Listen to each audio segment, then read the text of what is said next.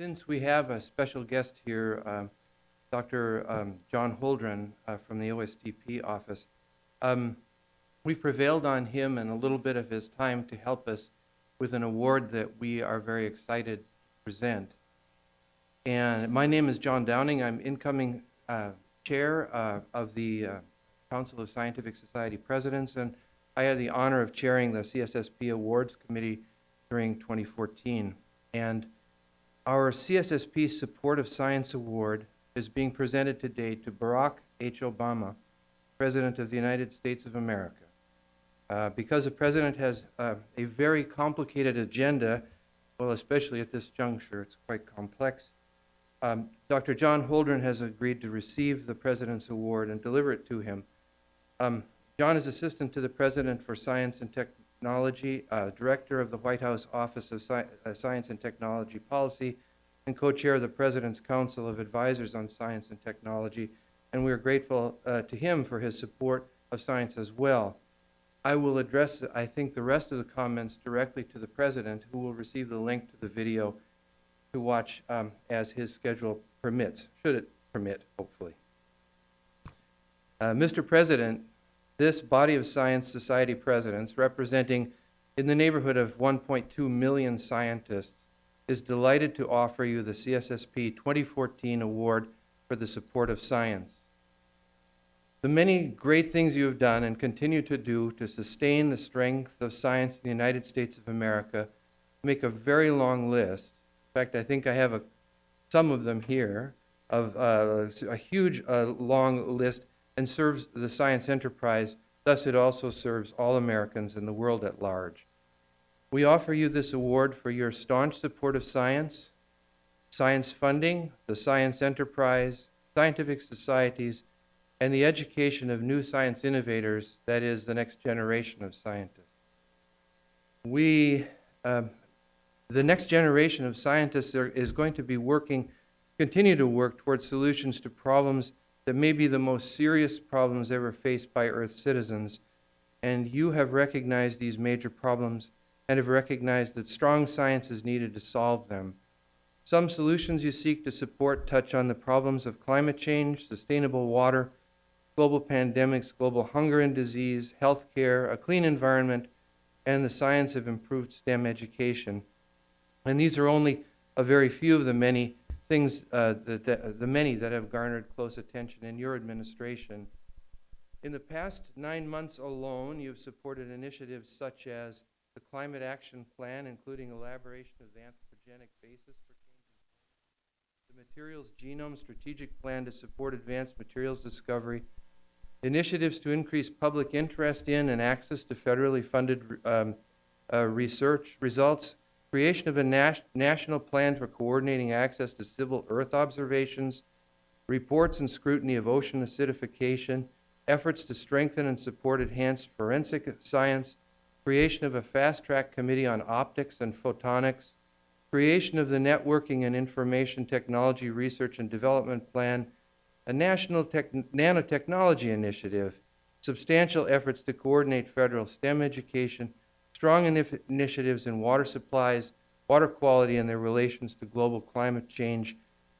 You have also elevated scientists to policy levels, thus firmly integrating science into governance, and many other things that many around this room could note.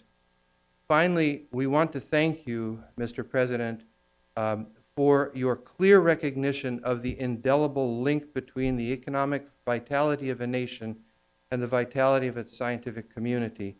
Your support of strong and vital science will go far toward improving the economy, preserving national security, and creating a transformative economic climate to assist all citizens of this nation. Mr. President, your strong support of science has earned the great esteem of scientists throughout the world, as it has earned the esteem of this Council of Scientific Society Presidents. We thank you heartily, and as the presidents of science societies, we know that our members are ready to continue to work beside you to sustain the United States as a beacon for science innovation and science education. We have a small token of our esteem, Mr. President, that we're asking Dr. Holdren to bring to you. And John, if you could come up and we'll give you this. It's a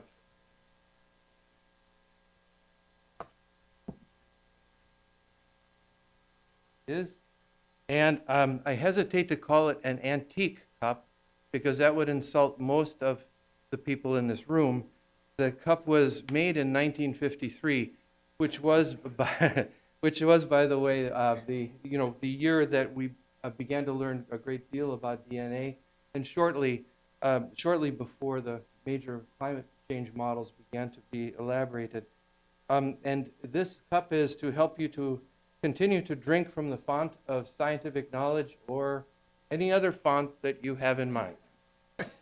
It's inscribed, Barack H. Obama, President of the United States of America, for high-impact leadership and support of science, the science enterprise, and the education of new science innovators.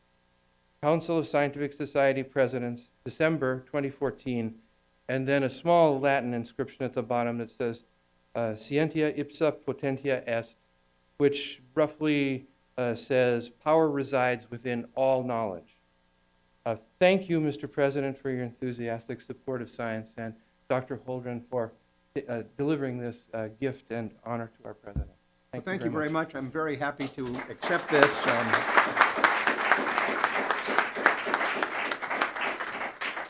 I'm very happy to accept this on behalf of the president. We will shortly show a video of his response.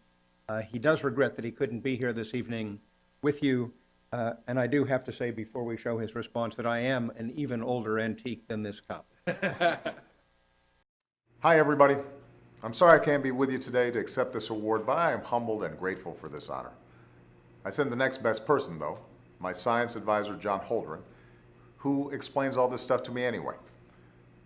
As Americans, we are a people who challenge assumptions and take risks and perennially push the very boundaries of human knowledge. It makes us exceptional. It's in our DNA. That stands, by the way, for deoxyribonucleic acid. And as American scientific leaders, I want all of you to know I am passionate about keeping America at the forefront of science, medicine, technology, and discovery. We're leading the world to combat climate change. We're leading the world in the fight to contain and one day cure Ebola.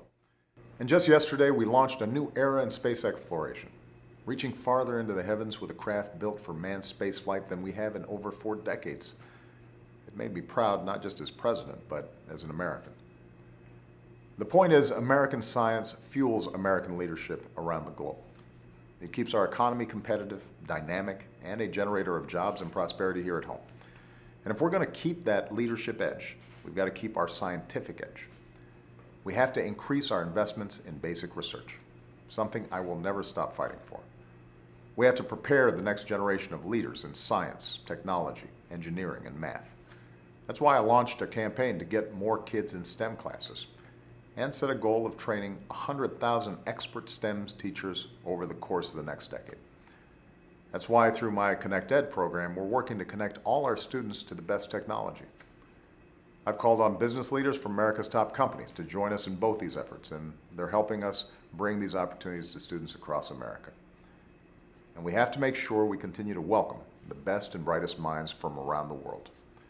That's why the executive actions I took last month will provide new immigration options for foreign entrepreneurs to start new businesses and create new jobs right here in America. As long as I have the privilege to serve as your president, science will be one of my top priorities.